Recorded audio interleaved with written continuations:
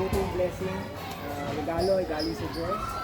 Sabi din sa Bible, na wala ang Diyos, walang tayong gagawa sa buhay natin, walang mangyari sa buhay natin. And then, sabi rin sa Bible, lahat ng binigay ng Diyos ay ibalik natin sa Kanya na magamit para sa Kanyang kapurihan. So pag-pray natin sa sakay na ito. Panginoon, salamat po o Lord sa iyong blessing kay Angge at saka kay Louie. Salamat Panginoon dahil ikaw ay mabuting Diyos. Ikaw po ang Diyos na gusto mag-bless sa iyong mga anak. Ikaw po ay makapangyarihan Diyos. Salamat po Lord. Dalangin namin Lord, gamitin niyo po itong sasakyan. Magbigay nga ng blessing sa pamilya.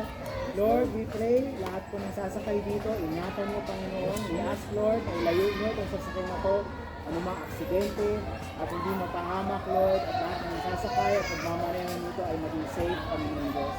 We ask Father, sa sasakyan ito, maranasan nga po Lord, ang pamilya, na ikaw ay mabuting Diyos, at ikaw ay makapangyarihan Diyos.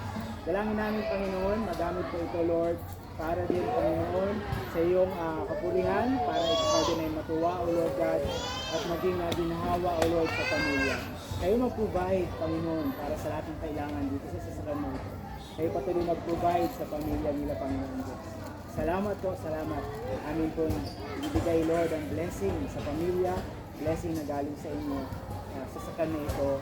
Salamat po sa pangalan ng Panginoong Jesus. Amen.